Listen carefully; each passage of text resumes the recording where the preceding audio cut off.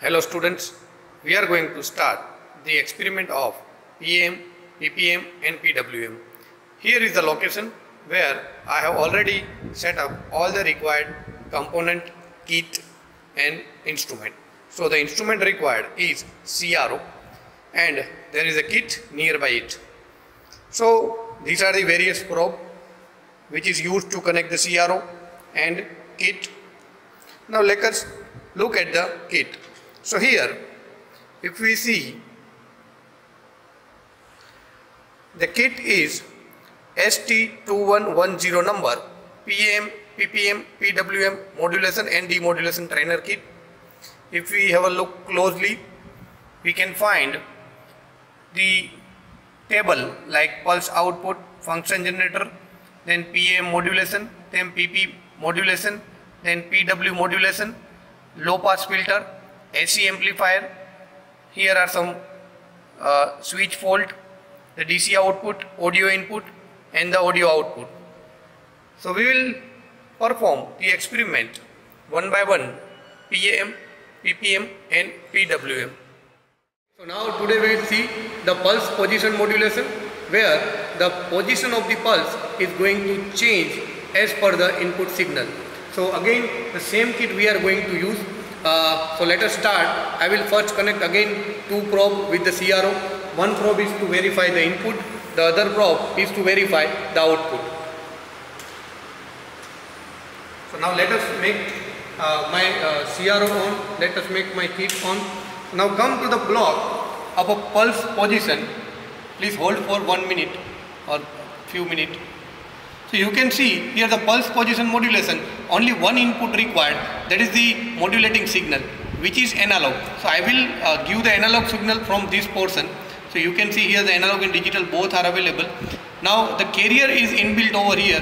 From this section to this section, the carrier is already given. So carrier are already given. Now I will provide the input signal. So by using the 2-pin connector, I am giving the input, that is the modulating signal.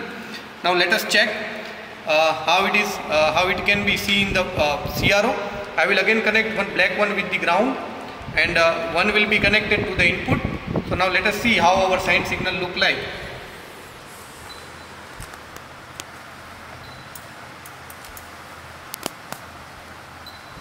So you can see the yellow color sine input wave is also available. You can change the amplitude. Okay, now I will check the output. I will connect my another pin, one to the ground and other to the input output of the pulse position modulation. So I will connect it to the PPM. Now let us see. Okay, wait 1 minute. The kit is off. Let me make it on. Okay. So now you can see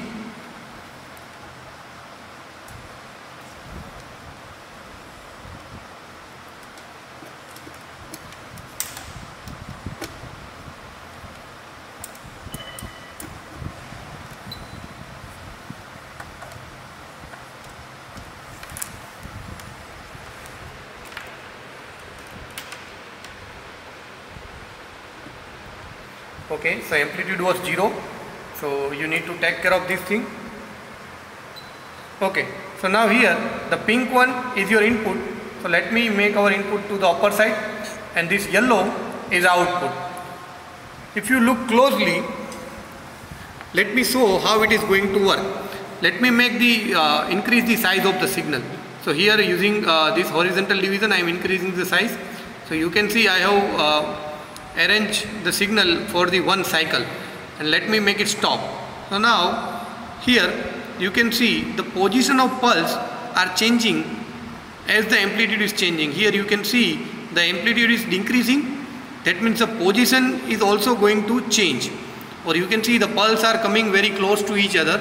There is a very less gap between the pulses. So the amplitude decreasing, the pulse gap is also decreasing. Over here please observe, as the amplitude increasing, you can see the pulse is going to be far from each other. That means the distance between the pulse is going to increase.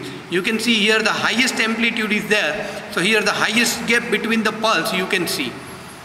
So this is the position of a pulse are getting changed with reference to each other, and it is clearly observed. So here we can see the pulse position modulation. Let me change the amplitude. You can see here again I change the amplitude, so gap has been increased. Now let me change the amplitude, decrease the amplitude. So now you can see the gap is also decreased. Fine. So here the amplitude, that means the input signal, will decide the position of the signal pulse between each other.